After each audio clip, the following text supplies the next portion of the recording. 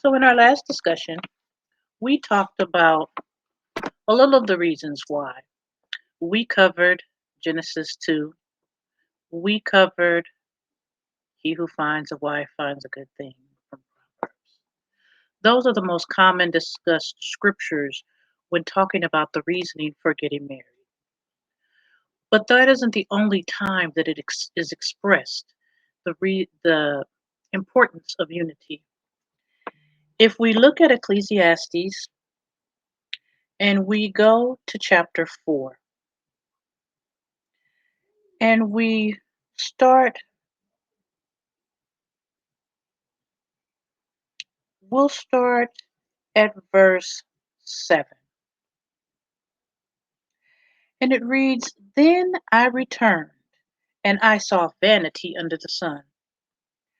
There is one alone, and there is not a second. Yea, he has neither child nor brother, yet there is no end of all of his labor.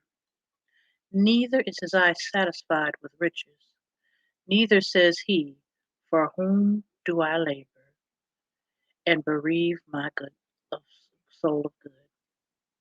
There is also vanity, yea, it is a sore travel. So to remain alone was considered vain.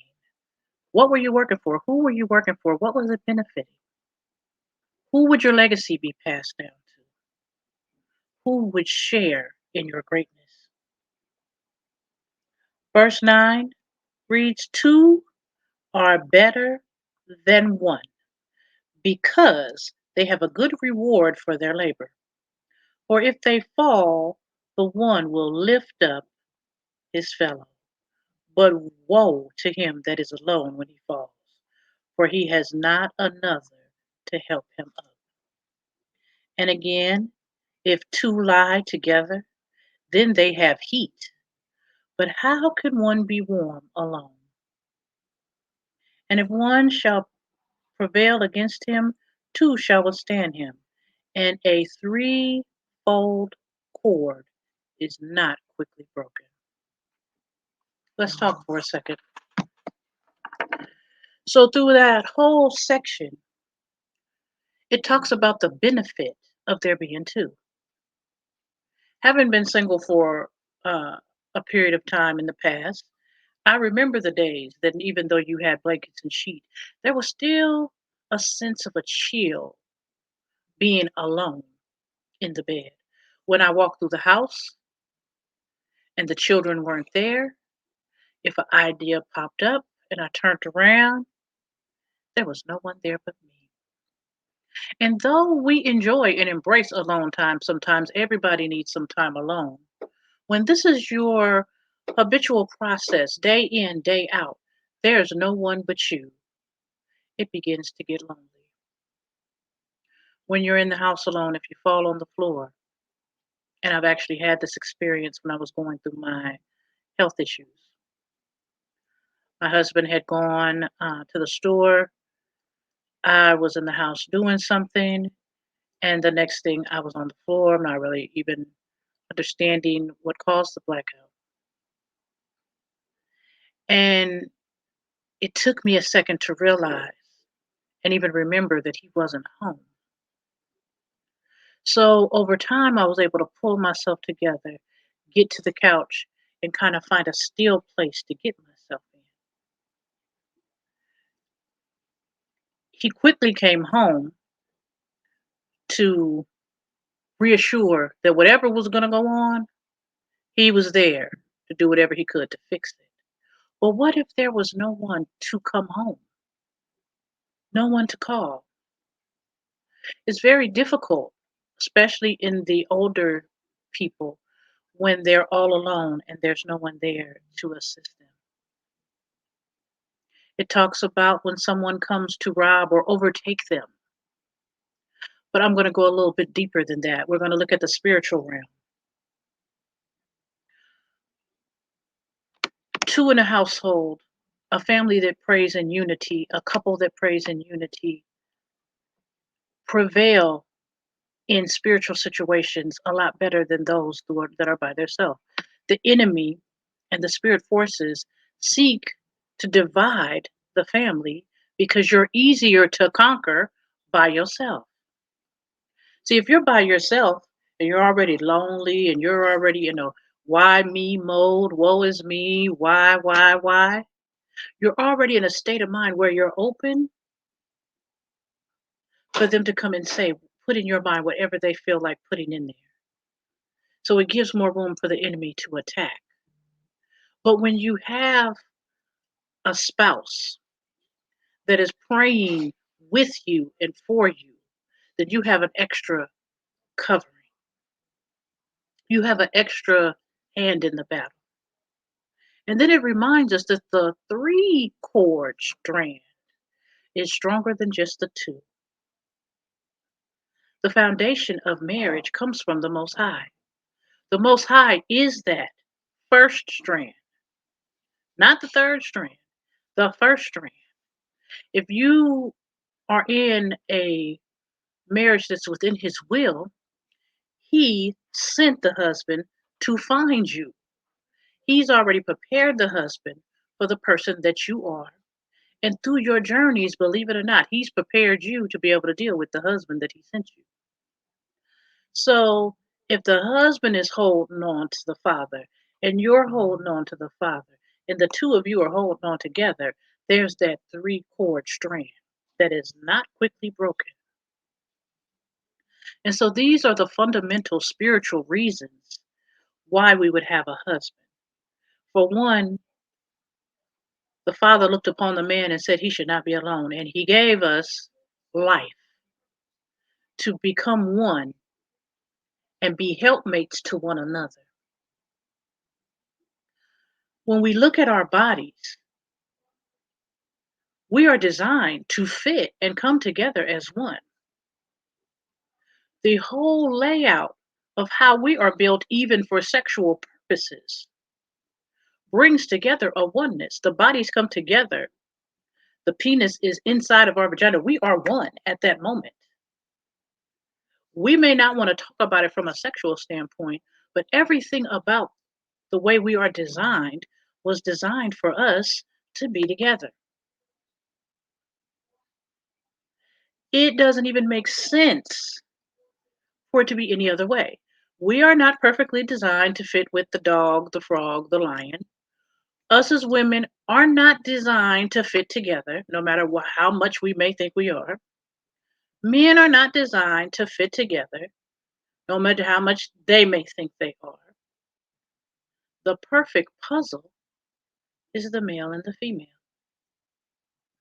And when the puzzle comes together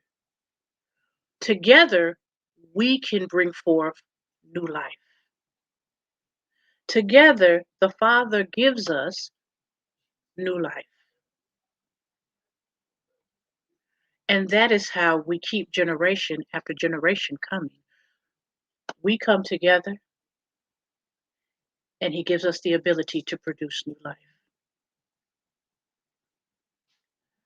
So, as we're going through this process, now that we've kind of touched on from a spiritual angle why we should be married, because we always hear, get married before you have sex. Yes, that is part of scripture, but we never get the why. We never get the why. We never get the understanding of, well, what do I need him for other than sex? What is his purpose? His purpose is to provide, because no matter what it looks like now with all this technology, back in the days of old, he went and fought the lion. She didn't. She was at home waiting for him to bring the lion home so she can skin him and cut him and cook him, or whatever animal it was. I'm just using a lion as an example. He went out in the heat of the day and went through the marketplace to sell the meat, or to set her up where she can sell the vegetable. And while she was sitting at her table selling her vegetables or her pottery or her whatever, he was still out trying to gather more. The men would go off to war for the protection of their family. because if they didn't go to war, the enemy would come. And when the enemy would come, if you study scripture and you study history, it isn't like now. They weren't on the internet talking. There was no verbal confrontation or I'm going to sanction your goods. They came, they burnt down the houses, they tore down the huts, they raped the women, they killed the children, they came and took it all. So the husbands went to battle in order to protect their family from famine, from thieves, from whatever the situation was. And back then, if your husband died in battle, the brother, the father, another man in that same bloodline, in that same family, came around and made sure you and those children were okay. They didn't just leave them out there to perish and to die. There was a sense of honor about being a man. They stood tall in whatever it was that they did.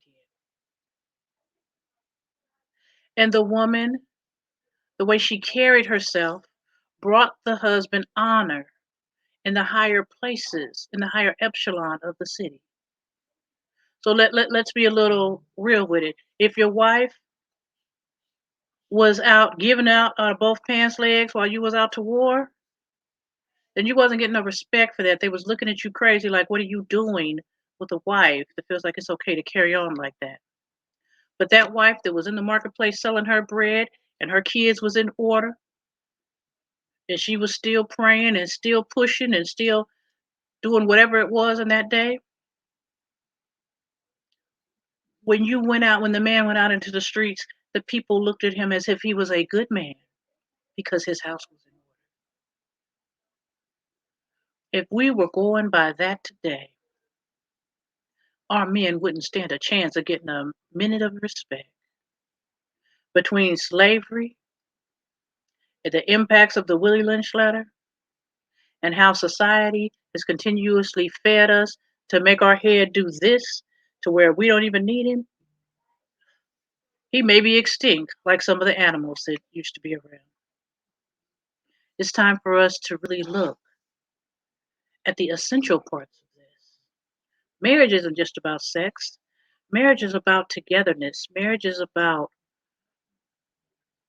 finding balance. Because the one thing I had to learn the hard way is until I had the right husband, I didn't have no balance. Because I'll be honest about my one self. I adored my grandfathers. I thought that they were the best men I ever saw. And I understood and respected and adored my grandmothers, even though they didn't work or have to work. Not day and day. My grandmother was an independent contractor. She didn't have no job. She wrote what she wanted to. So growing up seeing that, I knew what I expected from a man. But when I got into my own situation and I dealt with the things of my childhood and I left home at 15, my mindset was I had to get it however I could. I didn't need a man because when you grew up in a situation where you don't have your mother or your father, then you're not going to trust anybody else anyway.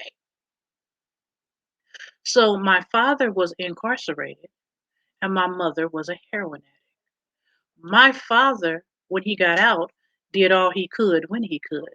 My mother, on the other hand, I was a thorn in her side.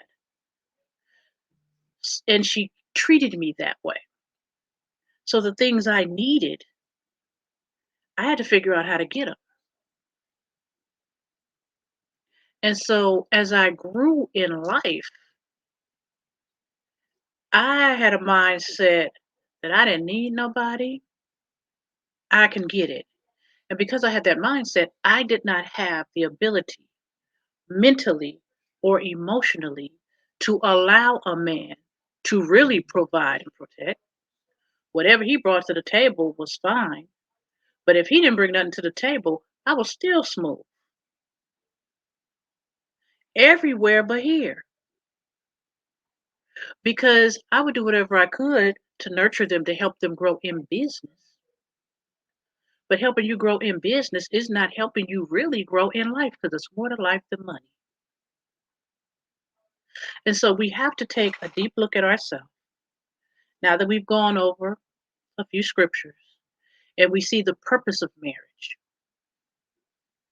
And we have to build ourselves to be ready for the initial purpose. It's not because the church says so, it's not because we need to have sex.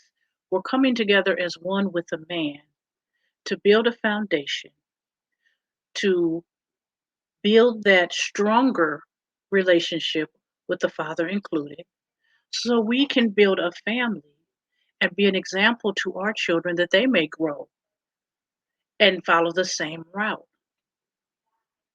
If there were no money, how could we still be rich? Do we know how to plant? Do we know how to do anything?